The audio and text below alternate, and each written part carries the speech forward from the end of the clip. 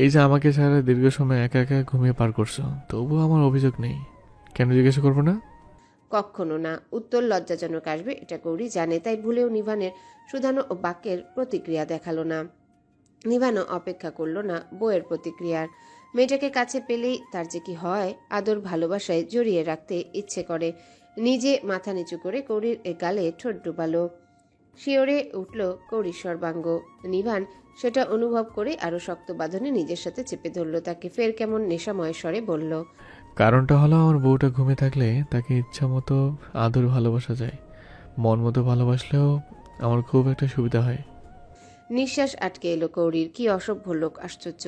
এসব কথা কেউ মুখে বলে? উফ! কৌরি যেন লজ্জায় হাঁসফাঁস করে উঠল। শক্ত বাঁধনে নড়া দুঃসাধ্য হলো, তবে তার নরম গালে কুচা কুচা দাড়ির স্পর্শ অসহনীয় করে তুলল তাকে। উপায় হিসেবে অস্পষ্ট স্বরে নিভানকে ডাকলো সে। কাজ তো দিল না, বরং স্পর্শের দৃঢ়তা আরো ঘন হলো। সত্যি এবার কৌরির শ্বাস আটকে এলো, আর সেই শ্বাস আটকে আসা স্বরে কোনো মতে বলল, নিভান প্লিজ। নিভান হাসল। মৃদু শব্দ হলো, তবুও সে সরল না, বরং বলল, আমি সেই সন্ধ্যা থেকে তোমার ঘুম ভাঙানোর অপেক্ষা করছি। মানেটা কি? সে নিঃশ্বাস আটকে মরে যাওয়ার উপক্রম, আর লোকটা হাসছে, আরো কি সব বলে চলেছে। হঠাৎ করির মনে হলো হাতের বাঁধন ঢিলা হয়েছে। সঙ্গে সঙ্গে পিছনে মুড়ে নিভানকে জড়িয়ে ধরল সে। শ্বাস নিল ঘন ঘন, তার সঙ্গে মৃদুস্বরে উচ্চারণ করল, আপনি খুব অসভ্য। নিভান বইয়ের অসহনীয় অবস্থা টের পেয়ে হাতের বাঁধন ইচ্ছাকৃতভাবে ঢিলা করেছে। বইয়ের থেকে অসভ্য আখ্যা পেতেই শব্দহীন হাসল সে। মুখটা কৌরির কানের কাছে নিয়ে দুষ্টু মিষ্টি গলায় বলল, এর চেয়ে অসভ্য হলে তখন কি আখ্যা দিবে? কাশফিয়া হোসেন কৌরি। কৌরির মুখে কিছু বলল না, শুধু জোরসে খামচে ধরল নিভানের পিঠ, যা শার্ট ভেদ করে চামড়ায় আঁচড় কাটল। আঘাত পেয়েও নিভানের দুষ্টু হাসি প্রসারিত হলো। বিনিময়ে বউটাকে আরো শক্ত বাঁধনে বুকে চেপে নিল নিভান। এরপর একটু একটু করে সময় কাটাতে থাকলো। দুজনাই দুজনার অবস্থানে নীরব। উপভোগ করলো সময়টা। উপভোগ করলো খোলা সমুদ্র থেকে তেড়ে আসা শীতল বাতাস। বে লাউঞ্জ নয়, দূর থেকে দারুণ কণ্ঠে ভেসে আসা কিছু গানের বাক্য। দিল মে হো তুম, আঁখো মে তুম। রাতের আকাশটা মৃদু মন্দ মেঘাচ্ছন্ন, তবুও তারাদের আনাগোনা সেখানে স্পষ্ট। চাঁদটাও যেন রূপোর গোল থালা হয়ে ধরা দিয়েছে আকাশে। সেই থালার মতো চাঁদটায় ক্ষণে ক্ষণে এক এক দলা কালো মেঘ এসে ছুঁয়ে দিয়ে প্রকৃতিতে কিরণ দেওয়া থেকে আবছা করে দিচ্ছে। আবার যখন মেঘের দলাগুলো সরে যাচ্ছে, রূপালী চাঁদটা ঝলমল হয়ে ধরা দিচ্ছে। সমুদ্রের পাড়ে বে লাউঞ্জ এরিয়ায় দোলনায় বসে বসে চাঁদের এই রূপ পাল্টে যাওয়া দেখছে কৌরি। নিভান একটু দূরে ফোনে কথা বলছে। রাতে ডিনার সেরে কৌরিকে নিয়ে বের হয়েছে নিভান। কৌরির ঘুম আসছিল বলতেই নিভান তাকে নিয়ে সমুদ্রের পাড়ে চলে এসেছে। বে লাউঞ্জে মানুষে ভরপুর, লাইভ গানের শো চলছে সেখানে, তাই নিভান আর তাকে নিয়ে সেখানে যায়নি। এই নিরিবিলি জায়গাটা বেছে নিয়েছে। এখানে মানুষের আনাগোনা কম। কৌরিরও জায়গাটা বিশেষ ভালো লেগেছে, যদিও লাউঞ্জের পাশাপাশি জায়গাটা। মৃদুমন্দ দোল খাওয়া দোলনাটায় হঠাৎ জোরে দোল পড়তেই পিছে ফিরল কৌরি, তবে নিভানকে দেখে কিছু বলল না। একবার দোল দিয়ে পুনরায় দোলনাটা ধরল নিভান। বলল, চলো হাঁটি। কৌরি দাঁড়িয়ে পড়ল। সঙ্গে সঙ্গে কৌরির চিকন আঙ্গুলের ফাঁকে নিজের আঙ্গুল গলিয়ে হাতটা ধরল নিভান। বালুময় চরে পায়ে পা মিলিয়ে হাঁটতে থাকলো দুজনে। মৃদুমন্দ কথাও চলল, তবে হোটেল থেকে বের হওয়া অবধি নিভানের মনে হচ্ছে কেউ তাদেরকে ফলো করছে, গাঢ় নজরে দেখছে। মানুষটা কে হতে পারে নিভানের মনে হচ্ছে জানা, তবে বিশেষ পাত্তা দিল না নিভান। মনোযোগ দিল পাশের নারীটিতে। বিস্তৃত সমুদ্র, নীরব, পাশে থাকা নীরব নারীটি। আশেপাশে মানুষের মুখরিত পরিবেশ, তবুও অতিরিক্ত হইচই নেই। কেমন শান্ত শান্ত। সমুদ্রের দূর প্রান্ত থেকে ভেসে মঞ্জুরানো হিমেল বাতাস। চারিপাশটা কেমন যেন অদ্ভুত মনোরম পরিবেশ। কিছু সময় হাঁটতেই নিভান শুধালো, পানিতে পা হয়ে যাবে। ভেজাবো? তুমি চাইছো না? কৌরি তৎক্ষণাৎ মাথা নাড়িয়ে সম্মতি জানালো, অর্থাৎ সে পা ভেজাতে চায়। সেটা দেখে নিভান বলল, তবে জুতো খুলে ফেলো। মুহূর্তে পায়ের স্লিপার জোড়া খুলে ফেলল কৌরি। ততক্ষণে নিভান নিজের জিন্স গুটিয়ে পায়ের জুতা হাতে তুলে নিয়েছে। কৌরি জুতা খুলতেই সেটাও হাতে নিল। তৎক্ষণাৎ কৌরি বলে উঠল, আমি নিতে পারবো। আপনি কেন আমার জুতো হাতে নিচ্ছেন? আমার কাছে দিন, আপনারটাও দিন। আমিও পারবো, চলো। কৌরিকে দ্বিতীয়ত কিছু বলার সুযোগ না দিয়ে পুনরায় তার হাতটা ধরল এবং দু কদম এগিয়ে সমুদ্রের নোনা জলে পা ডুবালো তারা। কৌরি চেয়েও আর কিছু বলতে পারল না। নিভান সেই সুযোগ দিলই না। পায়ের গোড়ালি সমান পানিতে পা ডুবিয়ে গন্তব্যহীন হেঁটে চলল তারা। কিছু দূর যেতেই হঠাৎ ঝিরিঝিরি বৃষ্টি নামলো। বৃষ্টি গায়ে লাগতেই থেমে গেল দুজন। নিভান আকাশের পানে চাইল। রাতের আকাশের মেঘাচ্ছন্ন ঠিক পরিমাপ করা গেল না। ভাদ্র মাস, মেঘ পরিমাপ করার আগেই হঠাৎ করে ঝুপঝাপ বৃষ্টি নামলো। নিভান খালি পায়ে কৌরির হাতটা ধরে দৌড় দিল। কৌরিকেও বাধ্য হয়ে দৌড়াতে হলো। দৌড়ালো আশেপাশে ছড়িয়ে ছিটিয়ে থাকা অনেকে, আবার কিছু মানুষ বৃষ্টি বিলাসে মুখরিত। দৌড়ে এসে কফি বিচ খ্যাত বে লাউঞ্জে ঢুকে পড়ল দুজনাই। ততক্ষণে অর্ধভেজা হয়ে গেছে দুজনে। মাথার চুল ঝাড়তে ঝাড়তে কৌরির দিকে লক্ষ্য করল নিভান। কৌরির একটা ঢিলেঢালা থ্রি পিস পরা ছিল, বৃষ্টিতে ভিজে তা গায়ের সাথে লেপটে গেছে। যদিও গায়ে মাথায় সুন্দর করে ওড়না দেওয়া, তবুও গোলাপি রং হওয়ায় ভিজে ওড়নার ওপাশের লম্বা বেনুনিটা সাদৃশ্য। সঙ্গে নারী অবয়ব, ফর্সা মুখটা বৃষ্টির ছিটে ফোটা পানিতে রূপার মতো জলজল করছে। লাউঞ্জ এরিয়ার রং বেরঙের লাইটের আলোতে এই নারী যেন অন্যরকম অপরূপা। হঠাৎ আশেপাশে তাকালো নিভান। লাউঞ্জে তখন মানুষের সমাগমে ভরপুর। কৌরিকে নিয়ে ওই অবস্থায় সেখানে থাকতে চাইল না নিভান। নারীটা তার একান্ত। ভেজা অবস্থায় তাকে দেখার অধিকারও কারণেই। অধিকার থাকলে শুধুই তার, মুগ্ধ হওয়ার থাকলে শুধু সে মুগ্ধ হবে, অন্য কেউ নয়। অথচ অনেকের নজর কৌরিকে ঘুরে ফিরে দেখছে। নিভান খপ করে কৌরির হাত ধরল। ততক্ষণে বৃষ্টির তোপ বেড়েছে। কৌরি প্রশ্নবোধক নজরে তাকাতেই নিভান বলল, চলো, বৃষ্টি থামবে বলে মনে হয় না। হোটেলে গিয়ে না হয় একেবারে চেঞ্জ করে নেব। খুব স্বাভাবিক গলা, অথচ কৌরির কাছে শব্দগুলো নয়, গলাটা কেমন অস্বাভাবিক ঠেকলো। সেই আকাশ ভাঙা ঝুপঝাপ বৃষ্টির তোপে হোটেলে ফিরল তারা। ততক্ষণে কাক ভেজা দুজনে। হোটেল রুমে ঢুকতেই আশেপাশে বিবেচনা না করে গায়ের ভেজা ওড়নাটা টেনে গা থেকে ছাড়িয়ে ফেলল কৌরি। অসময়ে ভেজা কাপড়গুলো গায়ে প্রচণ্ড অস্বস্তি দিচ্ছে। রুমের অন্যত্র দাঁড়িয়ে থাকা নিভান তখন নিষ্পলক চোখে বইয়ের পানে চেয়ে। আজ বৃষ্টিতে ভেজা কৌরি অন্যরকম আকর্ষিত করছে তাকে। কি সুন্দর দিনের পর দিন নিজের স্বামী নামক পুরুষ সত্তাকে নিয়ন্ত্রণ করে যাওয়া নিভানকে অস্বাভাবিক করে তুলছে। এই নারীটিকে কাছে নিয়ে নিভানের বুকে চেপে ঘুমানো হয়। স্বামী স্ত্রীর ভালোবাসার তুলনায় তাকে হয়তো একটু কম ভালোবাসা হয়, তবে তার নারী সত্তাকে প্রবলভাবে অনুভব করা হয়। নিভানকে নিয়ন্ত্রণ হারাতে বাধ্য করে এবং নারীটাকে একান্তভাবে খুব কাছে পেতে ইচ্ছে করে। তবুও মেয়েটার কথা ভেবে নিজেকে দমিয়ে রেখেছে নিভান। তবে আজ তা কাজে দিচ্ছে কোথায়? প্রচণ্ড এলোমেলো মনে হচ্ছে নিজেকে। কৌরি বা তাকে স্বাভাবিকই থাকতে দিচ্ছে কোথায়? এরকম বোকামোকেও করে। তার পুরুষ সত্তাটা যেন আজ অন্য কথা বলছে, অন্য কিছু চাইছে। হঠাৎ ওয়াশরুমের দরজার শব্দে ঘোর কাটল নিভানের। কৌরি ওয়াশরুমে ঢুকেছে। এত সময় রুদ্ধ করে রাখা শ্বাস এবার হাঁসফাঁস করে উঠল। চঞ্চল হয়ে উঠল মন, ব্যাকুল হয়ে উঠল পুরুষ সর্বাঙ্গ। উফ! নিজেকে স্বাভাবিক করে নিতে চাইল, কিন্তু কিছুতেই পারল না নিভান। আশেপাশে ফিরে লম্বা লম্বা শ্বাস ছাড়ল, তবুও কাজ হলো বলে মনে হলো না নিভানের। বড় বড় কদম ফেলে হোটেলের খোলা বারান্দায় চলে গেল সে। প্রকৃতিতে তখন বর্ষণের ঘোর তুফান বইছে। বৃষ্টির ছটা এসে ভিজে দিচ্ছে বারান্দা। সেই বর্ষণ মুখর বারান্দায় দাঁড়াতে কাক ভেজা নিভান এবার ভিজে একাকার হলো। রাতের প্রকৃতিতে তখন ধূসর রং ছড়িয়েছে। নিভান নিজে আর প্রকৃতির মাঝে কোনো তফাৎ খুঁজে পেল না। সবই তো ঠিক ছিল। হঠাৎ কেন বাড়িধারা নেমে সবকিছু এলোমেলো করে দিল। তুফান ছড়িয়ে দিল মন মস্তিষ্কে। ভিজেছেন কেন? ঠান্ডা লেগে যাবে তো। বলিষ্ঠ দেহের শটান দাঁড়িয়ে থাকা নিভান আজ বইয়ের কণ্ঠে যেন মৃদু কেঁপে উঠল। উফ! কেন এলো এখানে কৌরি? ঘুমিয়ে পড়তে পারতো না? চোখ বুজে নিল নিভান। আজ কি কৌরিকে চাইলেই সে বারণ করবে? তাকে কি রোজকার তুলনায় আজ একটু বেশি ভালোবাসতে দেবে না কৌরি? নিভানের ভাবনার মধ্যে কৌরি পাশে এসে দাঁড়ালো। সদ্য শুকনা শাড়ি পরা মেয়েটা আবারও ভিজে যেতে থাকলো, তবুও পরোয়া করল না। তার কেন জানি তখন থেকেই মনে হচ্ছে মানুষটা স্বাভাবিক নেই। কি একটা কারণে হঠাৎই অস্বাভাবিক আচরণ করছেন। কিন্তু কেন? হঠাৎ কি হয়েছে? কৌরি কেমন মায়া মায়া গলায় শুধালো। কি হয়েছে? এভাবে কেন ভিজেছেন? শরীর খারাপ করবে তো। নিভান চোখ খুলল। সত্যকে কেউ এড়িয়ে যেতে পারে না। তার মতন ছেলের এড়িয়ে যাওয়ার মানায় না, তেমন মানেও হয় না। মনে মনে কথাগুলো বললেও পাশে দাঁড়ানো নারীটার দিকে তাকানোর সাহস হলো না। তাকালেই আজ সে কিছুতেই এই নারী থেকে নিজেকে দূরে রাখতে পারবে না। তবুও নিভান যত সম্ভব নিজেকে স্বাভাবিক রেখে পাশে তাকালো। কৌরিকে শাড়ি পরা দেখেই ভিতরের বৈরী ভাবটা দ্বিগুণ চড়া দিয়ে উঠল। তবে সদ্য শুকনো কাপড় জড়ানো মেয়েটা ভিজে যাচ্ছে দেখে কোনো রকমে ঠোঁটে হাসি টেনে বলল, কি হবে? কিচ্ছু হয়নি তো। তুমি আবার এখানে আসতে গেলে কেন? বৃষ্টিতে ভিজে যাবে তো। ভিজে যাবে কি? ভিজে গেছে। নিভান কৌরির হাত ধরল। কোমল হাতটা ছুতে কখনো দ্বিধা হয়নি নিভানের, আজ হলো। সঙ্গে সঙ্গে মৃদু কম্পন। কৌরিকে ভিতরে নিয়ে গিয়ে বলল, আবার ভিজে গেছো তো, মুছে নাও। বলে কেমন ওয়াশরুমে পালিয়ে যাওয়ার মতো চলে গেল নিভান। কৌরির দিকে ঠিকঠাকভাবে তাকালো না। নরম আশ্চর্য হলো কৌরি। নিভানের কথা কাজের অস্বাভাবিকতা ঢের টের পেল, তবে কারণটা কি বুঝতে পারল না। বেড বসলো কৌরি, শাড়ি সামনের দিকে মুছতে মুছতে খেয়াল হলো তখন তাড়াহুড়োয় ট্রলির প্রথমে যা পেয়েছে তাই নিয়ে ওয়াশরুমে চলে গেছে। ভেবেছিল রুমে এসে চেঞ্জ করে নিবে, কিন্তু রুমে এসে নিভানকে ওভাবে বারান্দায় বৃষ্টিতে দাঁড়িয়ে থাকতে দেখে শাড়ি চেঞ্জ করার কথা আর খেয়ালই ছিল না। চলে গিয়েছিল বারান্দায়। এখন কি চেঞ্জ করবে?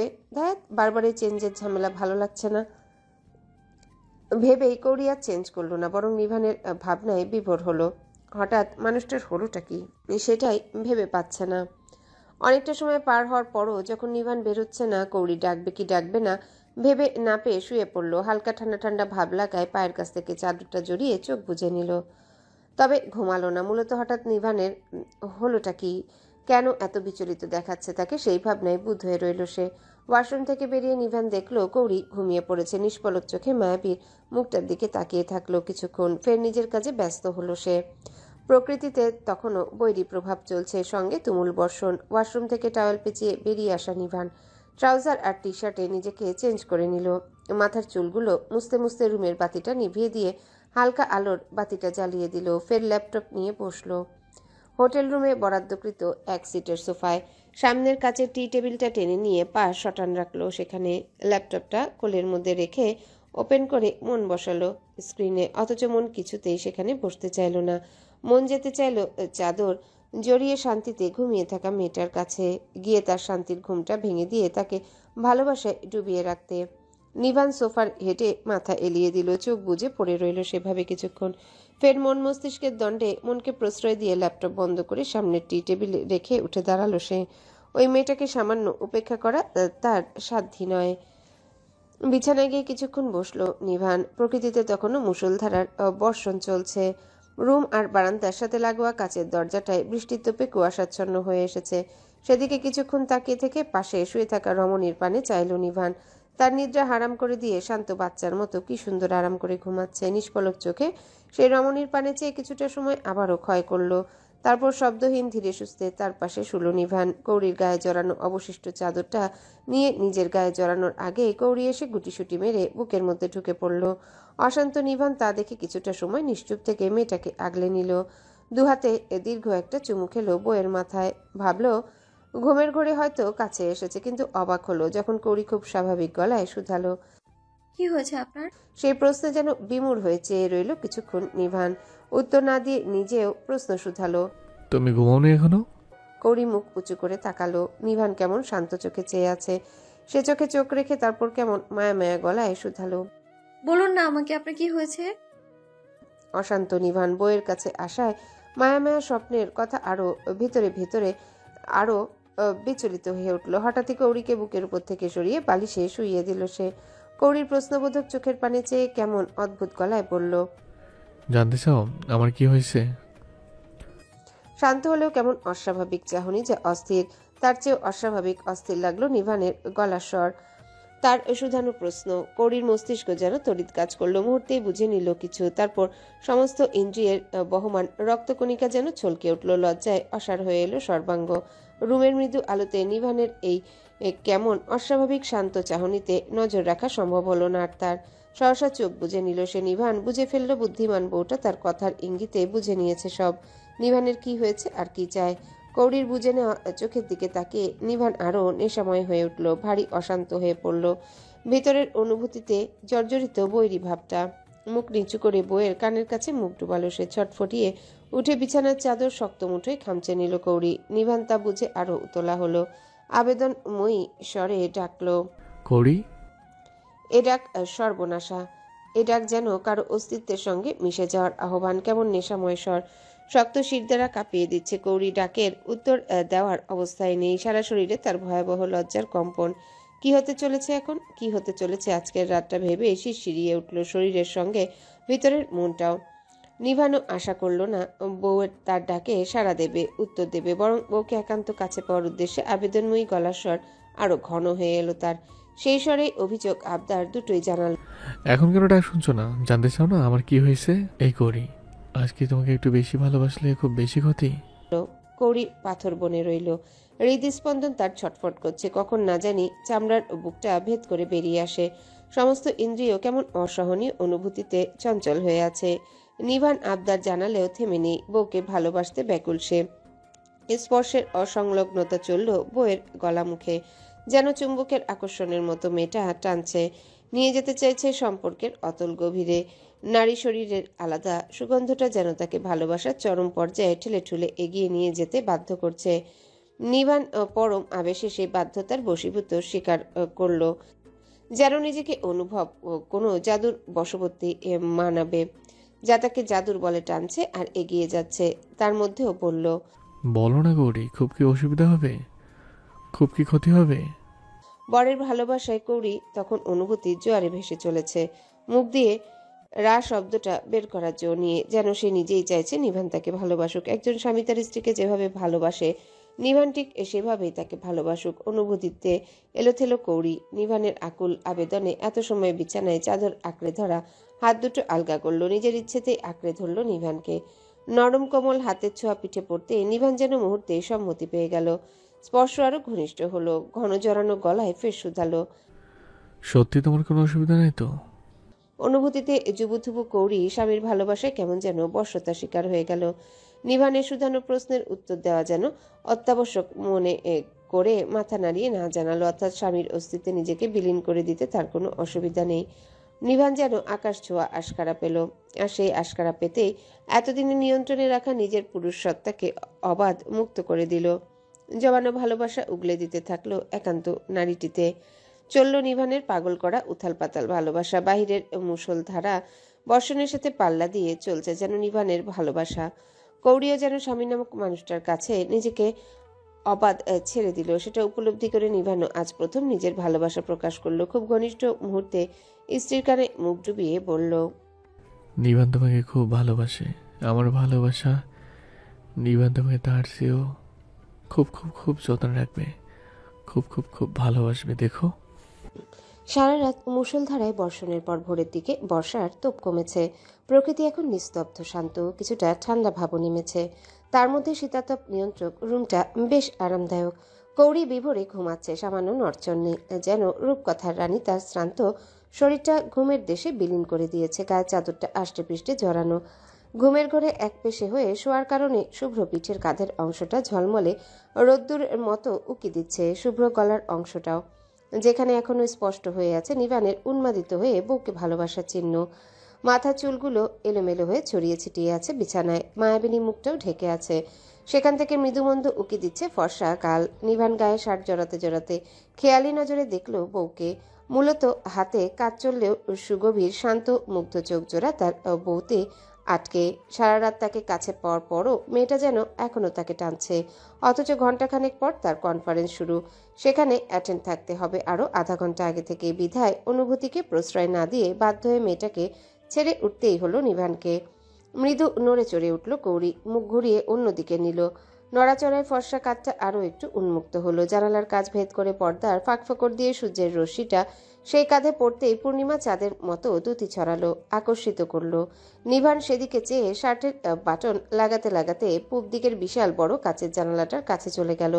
পর্দাটা বেশ আটুসাটু করে টেনে দিতেই সকাল 9টায় রুমটা কেমন সাজবেলা মনে হলো। নিভান পুনরায় নিজের স্থানে ফিরে এসে নিজেকে প্রস্তুত করতে ব্যস্ত হলো, অথচ ঘুরে ফিরে নজর তার কৌড়িতে। নিজেকে প্রস্তুত করে নিয়ে কৌড়ির পাশে বিছানায় গিয়ে বসলো নিভান। কৌড়ির চোখে মুখে ঢেকে থাকা এলোমেলো চুলগুলো নরম স্পর্শে সরিয়ে দিল। উন্মুক্ত হলো আদুরে মায়াময় মুখটা। সেই ঘুমন্ত মুখটা অদ্ভুত শান্ত মুগ্ধ নজরে চেয়ে চেয়ে দেখল কিছুক্ষণ। কাল রাতে নিজের অনুভূতি, নিজের পুরুষ চাহিদা নিয়ন্ত্রণ করতে পারেনি এই মায়া মুখটার আকর্ষণের কবলে পড়ে। এমনিতেই মেয়েটাকে নিভানের কারণে অকারণে ভালোবাসতে ইচ্ছা করে, যার সর্বোচ্চ সীমাটা ছাড়িয়েছে সে কাল রাতে। আপন মনে ঠোঁটে হাসি ফুটল নিভানের। হাত বাড়িয়ে চুলো কৌড়ির ফর্সা কাঁধের মৃদুমন্দ রক্ত জমার জায়গাটায়। ফের মাথা নিচু করে ঠোঁটের গভীর স্পর্শ বসালো সেখানে। কৌড়ি ঘুমের ঘোরেও কেঁপে উঠল। নিভান টের পেল, ঠোঁটের হাসিটা তার চওড়া হলো। কাল রাতে তার প্রতিটা স্পর্শে মেয়েটা এভাবেই কেঁপে কেঁপে উঠেছে। নিভানের ঠোঁটের স্পর্শ স্ত্রীর কাঁধ ছুলো, গলা ছুলো, নরম গালটা ছুলো, ফের গভীর স্পর্শটা ছিল কৌড়ির কপাল। এত আদুরে মেয়েটা নিভানের ভালোবাসার আদরে যেন বউটার কোনো বাধা নিষেধ নেই। নিভান নিবেদিত করলেই সে যেন সেই আদর ভালোবাসাগুলো কুড়িয়ে নিতে ব্যস্ত সযত্নে। কৌড়ি সম্পর্কে কিছু ধারণা তার কাল রাতের পর পাল্টে গিয়েছে। নিভান মিষ্টি হাসলো। কৌড়ির গায়ে চাদরটা ঠিক করে দিয়ে ফের আলতো করে তার কপালে আরো একটা চুমু দিয়ে উঠে দাঁড়ালো। আর দেরি করা যাবে না, সময় হয়ে যাচ্ছে। হঠাৎ কিছু একটা ভেবে কৌড়ির ফোনটা হাতে নিল। ফোনে স্বল্প চার্জ আছে দেখে চার্জে বসিয়ে দিল ফোনটা। এবার চেক করেও নিল, কল করলে যেন কৌড়িকে পাওয়া যায়। ফোনটা সাইলেন্ট নয়, নর্মাল মুডে আছে দেখেই রেখে দিল ফোনটা। হঠাৎ দরজায় নক পড়তে সেদিকে এগুলো। দরজা খুলে দেখলো হোটেল সার্ভিস বয়। সকালে উঠতেই খাবার অর্ডার করে ওয়াশরুমে গিয়েছিল নিভান। যা নিয়ে এসেছে ছেলেটা। খাবারগুলো গুছিয়ে রেখে নিভান পুনরায় আয়নার সামনে গিয়ে দাঁড়ালো। গায়ে ব্লেজার জড়িয়ে অফিসিয়াল ব্যাগটা গুছিয়ে নিয়ে চলে যেতে উদ্যত হতেও বিছানার কাছে এসে দাঁড়ালো। পুনরায় বিছানায় বসলো। গভীর নিদ্রায় ডুবে থাকা বউটাকে এক পলক দেখে কলম আর কাগজ বের করে কিছু লিখলো। সেটা টেবিলের উপর কৌড়ির হেয়ার ক্লিপটা দিয়ে চাপা রেখে ফের উঠে দাঁড়ালো। কৌড়ির গায়ের চাদরটা আবারও সরে গিয়েছে, সেটা ঠিক করে দিয়ে বউয়ের গালে নরম স্পর্শে ওষ্ঠ ছুঁয়ে নিজের কাজে বেরিয়ে গেল। নিভান বেরিয়ে যেতে ঠোঁটে হাসি ফুটল কৌড়ির। ঘুম চোখে সে হাসি সাত সকালে ঝিলে ফোটা চমৎকার পদ্ম ফুলের মতো দেখালো। গভীর ঘুমটা কৌড়ির এখনো কাটেনি, তবে নিভান কাছে আসায় পারফিউমের তীব্র সুঘ্রাণে ঘুমটা হালকা হয়ে গিয়েছে তার। তবে লজ্জায় দ্বিধায় ভুলেও চোখ খুলতে পারেনি। তার এখনো অনুভব হচ্ছে মানুষটা তার রন্ধ্রে রন্ধ্রে লেপ্টে আছে। সকাল হতে না হতেই কি করেই বা সেই মানুষটার চোখে চোখ মেলাতো সে। কাল রাতটা মনে করে লজ্জায় গায়ের চাদরটা আরো আষ্টে পৃষ্ঠে জড়িয়ে নিল কৌড়ি। না দেখেও হাত বাড়িয়ে বেড টেবিলটা থেকে একটু আগে নিভানের লিখে যাওয়া চিরকুটটা হাতের মুঠোয় নিল। মুদে থাকা চোখ জোড়া পিটপিট করে চিরকুটটার দিকে তাকিয়ে রইল। নিবানের বর্ণলতা ঘুম ভেঙে নিজেকে একা রুমে পেয়ে ভয় পাবে না কিন্তু একদম। আমি হোটেলের 6 তলা কনফারেন্স রুমে আছি, তোমার কাছাকাছি আছি। দ্বিতীয়ত উঠে ফ্রেশ হবে, খেয়ে নেবে, আর অবশ্যই অবশ্যই ওষুধ খাওয়ার কথা মনে থাকে যেন। আমি কিন্তু এসে ওষুধ চেক করব, সুতরাং ভুলের জন্য ওষুধ খাওয়াটা মিস না হয়ে যায়। তৃতীয়ত কোনো অসুবিধা মনে করলে অবশ্যই ফোন করবে লক্ষ্মীটি। ইতি তোমার অসভ্য মানুষটা। আদুরে আদুরে সম্বোধনে কৌড়ির ভিতরটা পুলকিত হলো। মুগ্ধতায় ভরে উঠল মন। ভালোবাসার প্রগাঢ় হলো সেই মানুষটার প্রতি, যে তাকে তার মনের মতো করে ভালোবাসছে। ওই মানুষকে তার মতো খুব কাছে থেকে না দেখলে না জানলে কেউ বুঝতে পারবে না আসলে মানুষটা ঠিক কেমন, কতটা সুন্দর, কতটা যত্নশীল, কতটা মুগ্ধকর তার আচরণ। সম্পর্কের প্রতি সে কতটা বিনয়ী শ্রদ্ধাশীল, আর কতটা অমায়িক। নিজের একান্ত নারীকে গভীরভাবে ভালোবাসতে পুরুষ ঠিক কতটা বিনয়ী আচরণ করে কৌড়ির জানা নেই। তবে তার পুরুষটা অদ্ভুত, অন্যরকম, আলাদা। কালকের রাতটার পর সেই পুরুষটার প্রতি কৌড়ির মায়া টান ভালোবাসা দ্বিগুণ হয়েছে। দ্বিগুণ নয়, গুণহীন হয়েছে। সে ওই মানুষটাকে চায় তার জীবন আয়ু যতদিন চলবে ততদিন পর্যন্ত, এমনকি মরণের পরবর্তী জীবনেও। কৌড়ি আনমনে হাসলো। চিরকুটটা রাখতে গিয়ে দেখলো অপর পৃষ্ঠায় কিছু লেখা আছে। কৌড়ি পৃষ্ঠা উল্টে চোখের সামনে ধরল। পাখি নীরের মতো সেই মোহমায়া দুটো আঁখি, যারা কেড়ে নিয়েছিল আমার নৈশন্যেরা, যে আঁখি ভুলতে চেয়েও আমার হৃদয় গহীন দ্বন্দ্বে জড়ালো, যার মায়ায় আমায় দিন ডুবালো, সন্ধ্যা নামলো, তবুও না সে আঁখির মায়া আমায় ছাড়লো, বরং আমার নিজস্ব সত্তা বলে আমার মধ্যে তাকে বারণ করালো। গন্তব্য আমার থমকে গিয়েছিল, গন্তব্য আমার থমকে গিয়েছিল সে শোভিত মুখশ্রীতে, যার করুণ কাছে তার মনোমুগ্ধতায় ডুবিয়েছে আমাকে। অতল মায়া কোনো জাদুর বনশ্রীতে আমি ছিলাম অন্য মনা, তবে সে আমি নিজেকে হারিয়ে ফেলেছিলাম তার চলা বলা আর বিনীতে।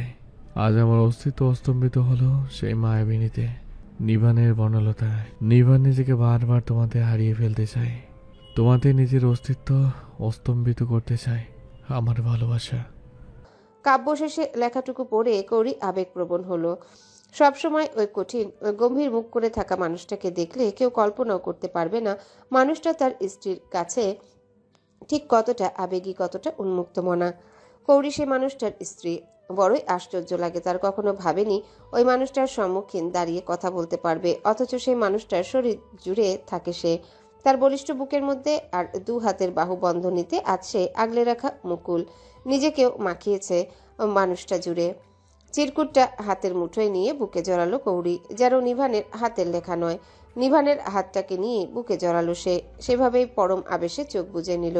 বিড়বিড় করে ঠোঁট নাড়িয়ে, ঘড়ি তো আপনাতেই হারিয়ে গেছে, আপনাতেই অস্তমিত হয়েছে।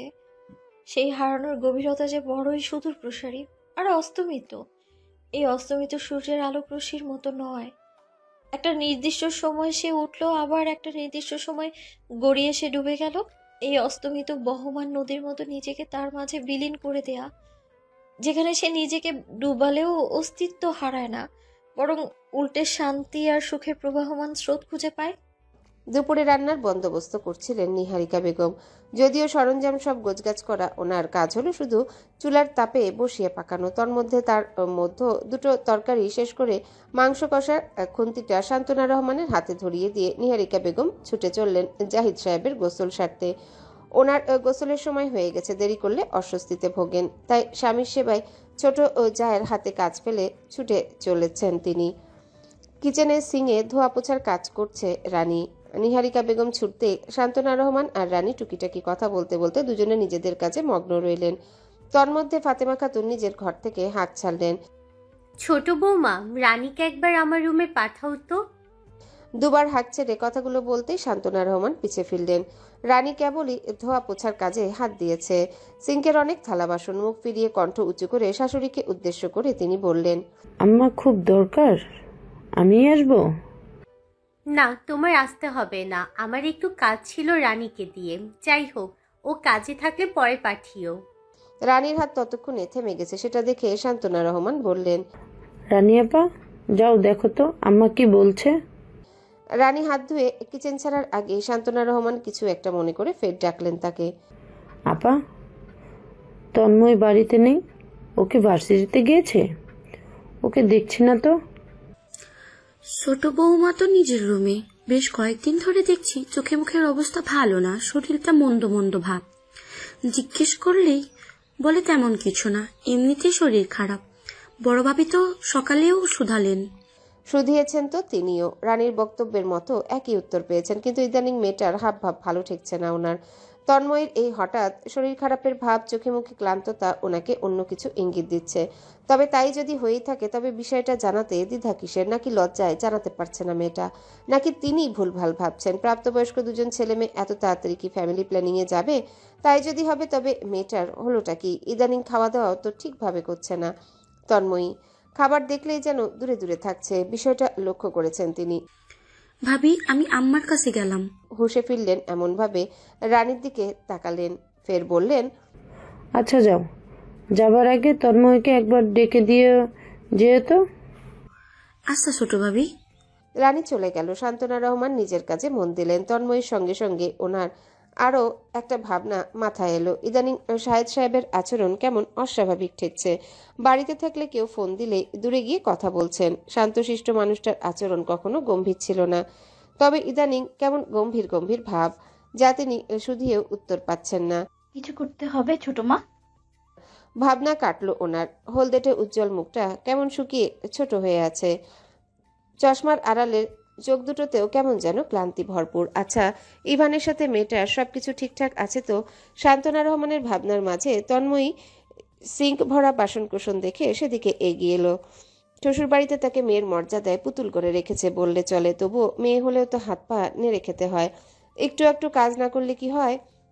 মায়ের বাণী অনুযায়ী তন্ময়ী কাজ না করলেও শাশুড়ি চাচা শাশুড়ি সাথে সাথে থাকার চেষ্টা করে। ইদানিং তাও পারছে না।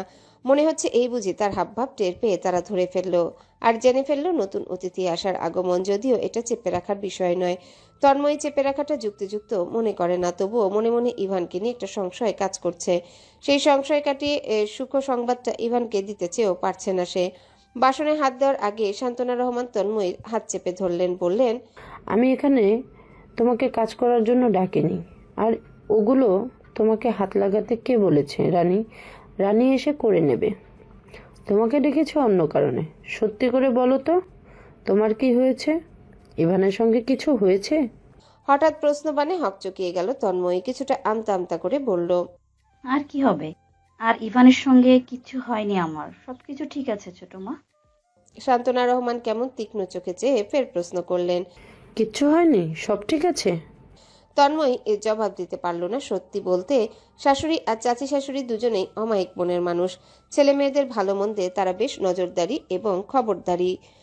তাদের চোখ এড়ানো সহজ নয়। তন্ময়ীও চায় না সেই নজরদারি খবরদারি চোখ তার বেলায় ফাঁকি যাক। তবে আমি মান্যতা মৌনতা তোকে কৌরিকে কখনো আলাদা করে ভাবি না, দেখিও না, ভাবতেও চাই না, দেখতেও চাই না। আমি ভাবি তোরা সবাই আমার নিজের। সেখানে আমি একজন মা।